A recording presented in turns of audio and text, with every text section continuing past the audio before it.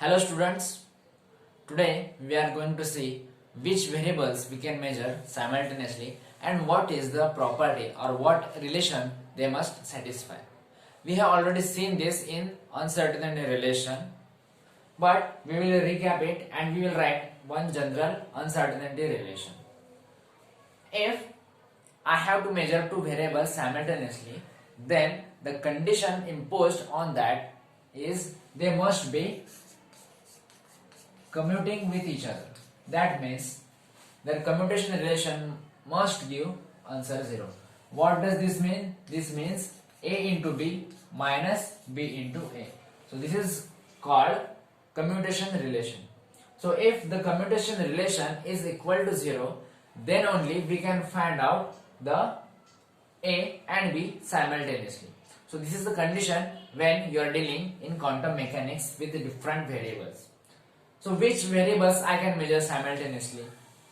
If I have y and I have value of px. This is the momentum along x-axis and this is position in y-axis. So they in general do not have any commutation relation. So their commutation relation is equal to 0. In that case, I can measure y and px simultaneously or y and pz simultaneously.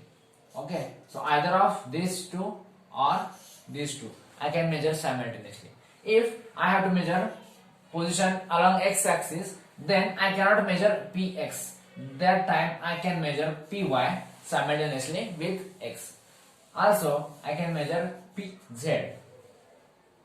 Similarly, if I can measure p, that is the combination of px, py and pz, then I can simultaneously measure the value of energy. So this says that P and E are commuting with each other because E is nothing but P square by 2m. So if I am measuring P, I am indirectly measuring the energy.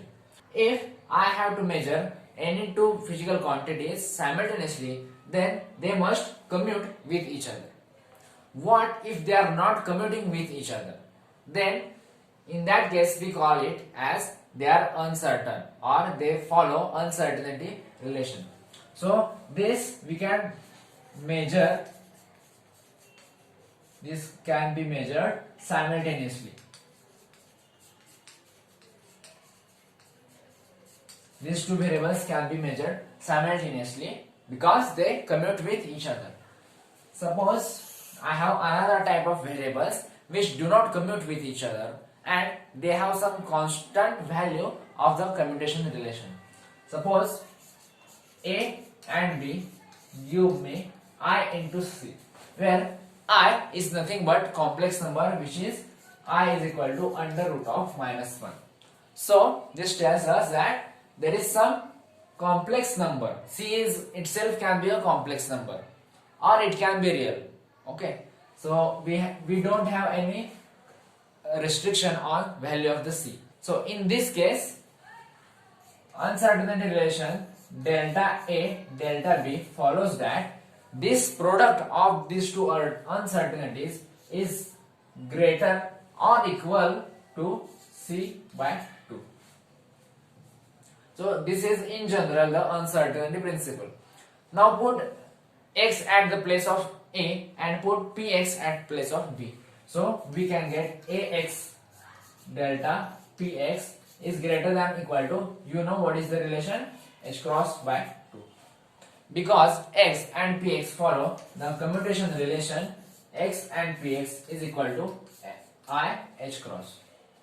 This is the commutation relation between x and px or y and py or z and pz.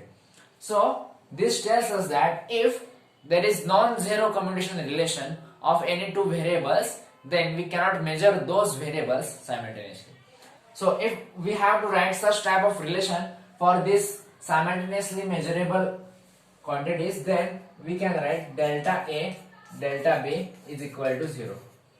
Because if I can measure A accurately, B also can be measured accurately. So that's why the uncertainty product for simultaneously measurable quantities is equal to 0, but for uncertain for the variables which have non-zero commutation relation, we cannot measure two variables simultaneously, and they follow this type of uncertainty relation. So in general, you have this uncertainty relation. Now we are moving towards the end of this course. The last point of this syllabus is Dirac notation. So we are seeing what are the Dirac's notation. We know we measure the probability of finding a particle as integration over minus infinity to plus infinity psi star psi over total volume, or if it is one dimension we write dx. Correct? So d tau is nothing but dx, dy and dz. Now this is in general we write in terms of integration. So Dirac introduced one notation which we call as bracket notation. This psi, this is a vector or this is a wave function, we write in this term, we call this as a kate, and there is another term we write here, this is called bra. So this is C, this is bra, this is kate. So this is nothing but a bracket. So he divided a bracket in this three different portions. So in this type of portion, we write the complex conjugate of the wave function, or we say psi star. But in general, we do not write star or dagger because it is obvious or it is assumed that it is already taken as a complex conjugate. These three signs or this bracket notation also includes the integration. So in short, we write this probability is equal to this.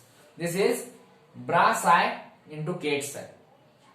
Now this was about the probability.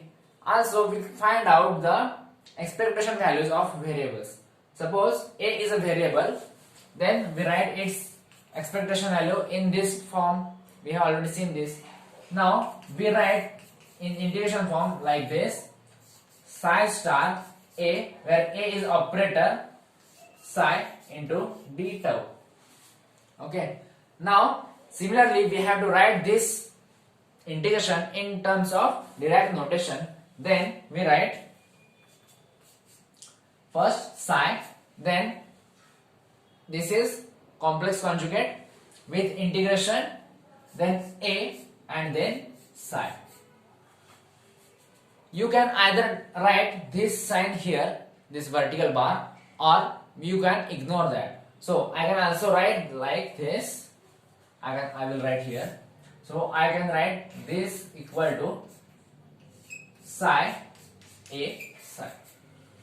So this is the notation, Dirac notation. So what is the importance of this notation? This is just reducing the typing or the writing. So you should not write all the things, but when you are solving something, when you have to find out expectation value, at that time you have to integrate it. But for simplicity, you should not repeat this integration sign and this d tau. That's why we have taken this Dirac notation. In many cases, you will find it very useful to use. So most of the quantum books use this type of notation to reduce the typing or to reduce the writing. So with this point, our course on astrophysics second year quantum mechanics is completed. Thank you.